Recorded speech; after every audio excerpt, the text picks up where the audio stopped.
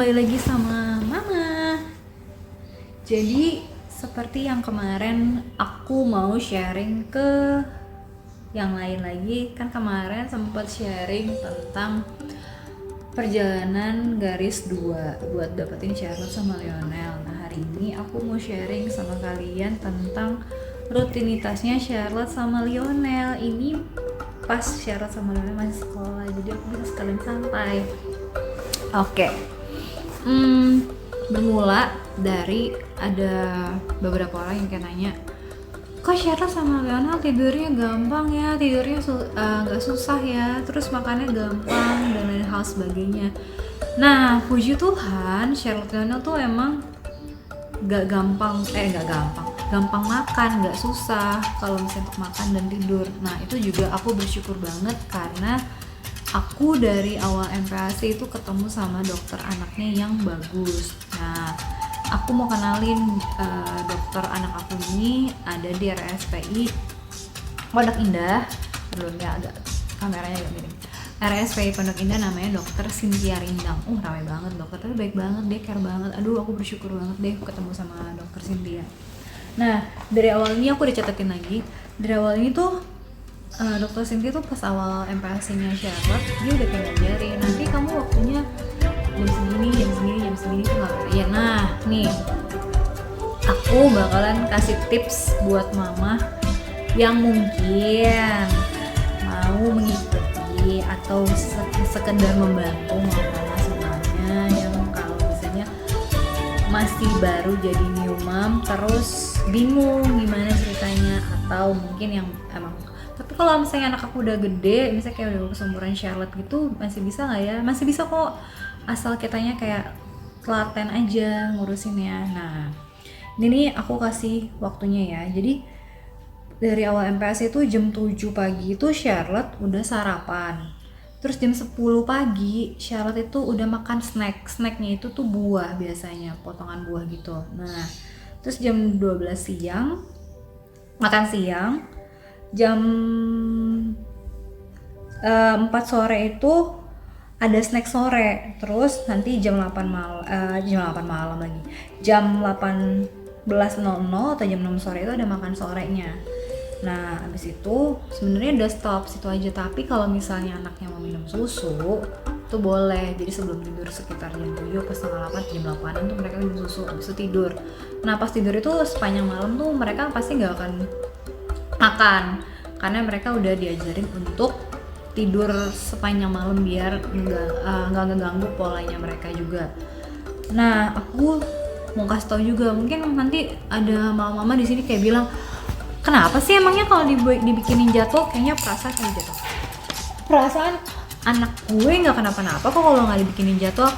Kalau di aku dan di dokterku yang aku bilang dokter Cynthia itu tuh kayak ngajarin aku buat kayak nanti biar ngebantu mamahnya nggak susah kalau pas nanti anaknya sekolah. Dan that's right, bener banget mam.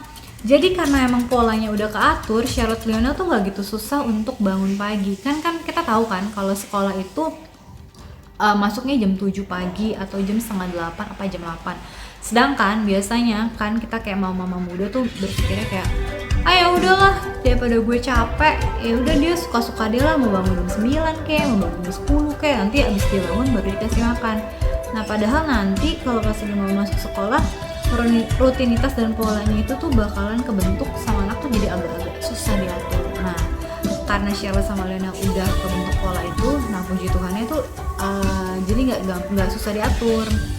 Nah itu terbukti jadinya Charlotte sama Lionel tuh tidurnya teratur. Jadi kalau misalnya ditanya Charlotte sama Lionel bisa tidur jam berapa, nah ini dia.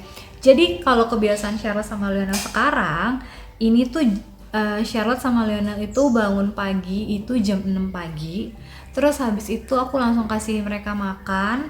Pas kalau Charlotte itu pasti harus minum susu, bangun pagi tuh pasti dia harus minum susu. Habis itu kasih makan, Lionel Charlotte harus sarapan, habis itu mandi, habis itu berangkat sekolah.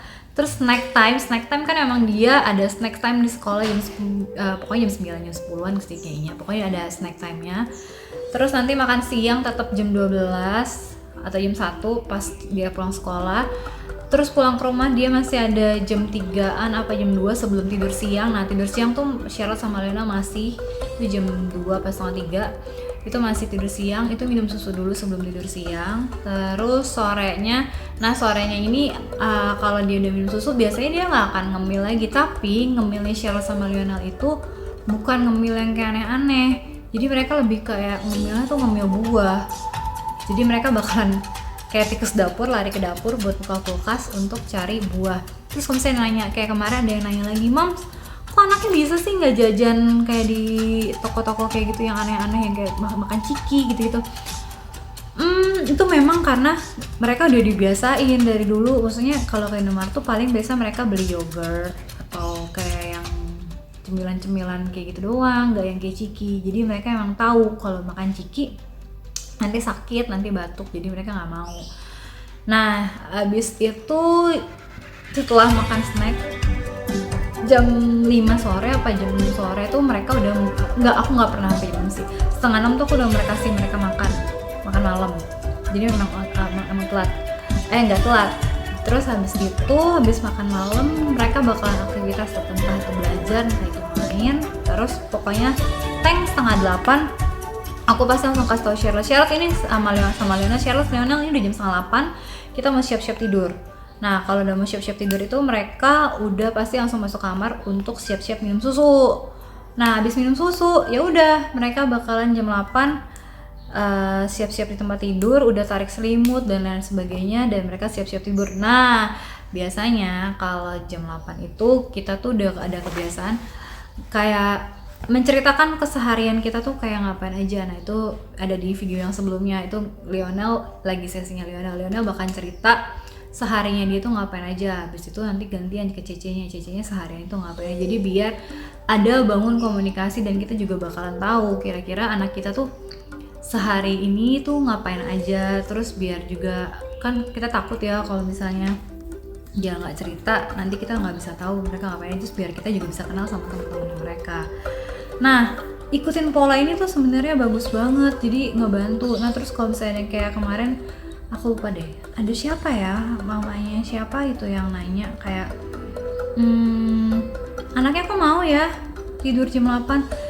Ya karena emang udah kebiasa. Terus Charlotte sama Lionel, nah kalau Charlotte itu sekarang tuh udah nggak main gadget lagi, jadi dia paling nonton TV. Karena kemarin dulu tuh sempet matanya rusak, bukan rusak sih, infeksi matanya, jadi matanya berair terus susah dibuka. Nah sejak dari situ kita udah bilang sampai ke dokter mata nggak boleh main HP lagi ya. Nah ini sih terbukti sama dia nggak main HP lagi. Kalau Lionel masih sedang dicoba. Nah itu dia, makanya nggak setiap saat kayak aku berhasil terus sih, cuman ya gimana caranya aku cari cara supaya Charlotte sama Lionel nggak main HP lagi, biar mereka main-main aja gitu. Nah terus apa lagi ya yang kira-kira biasanya mama tanyain kalau soal pola kegiatan anak-anak yang biar aku mau deh anaknya kayak gitu sebenarnya. Oh aku lupa, aku ingat ada mamanya yang nanya juga, Mam kalau misalnya jalan-jalan terus gimana dong polanya, apakah berubah apa enggak sih, aku usahain untuk samain polanya.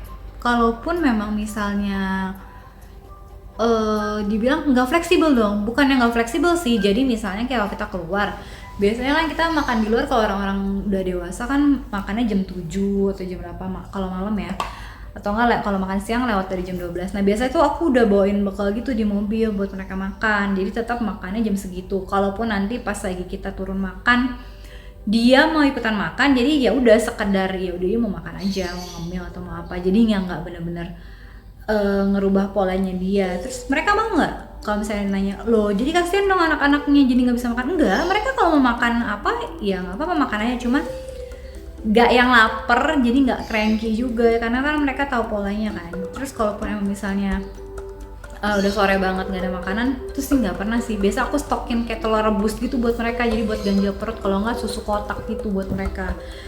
Jadi bener-bener mereka nggak akan ngelewatin jam makannya mereka itu, jadi tetap ke pola gitu. Nah gitu mau jadi ceritanya. Jadi kalau misalnya nanya pas lagi jalan-jalan gimana, nah itu yang aku lakuin.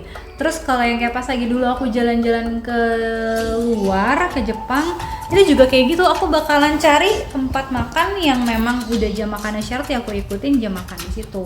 Kan toh juga ngikutin jamnya, misalnya kayak pagi kan tuh beda 2 jam, pagi ya ngikutin jam makan situ, berarti ya makannya jam 7, terus snack jam 10, terus makan snacknya jam 12, pokoknya tetap ngikutin aturan situ. Kalau dibilang mama-mama yang tidak fleksibel, mungkin iya aku nggak fleksibel untuk urusan jadwal kayak gitu, tapi untuk yang lain aku fleksibel karena itu dia itu membantu sekali untuk anak-anak, membantu mereka untuk lebih mengenal diri mereka, lebih tahu kapan mereka ngerasa lapar, kapan jam-jam mereka untuk tidur, kapan jam-jam mereka untuk aktivitas dan lain-lain. Itu sangat membantu. Dan jadi biar mama juga nggak stres, jadi kayak gini, aduh gue belum ini, jadi ya itu mengurangi. Jadi kayak tiap hari kayak ada jantungan aja teratur gitu, jadi jam segini.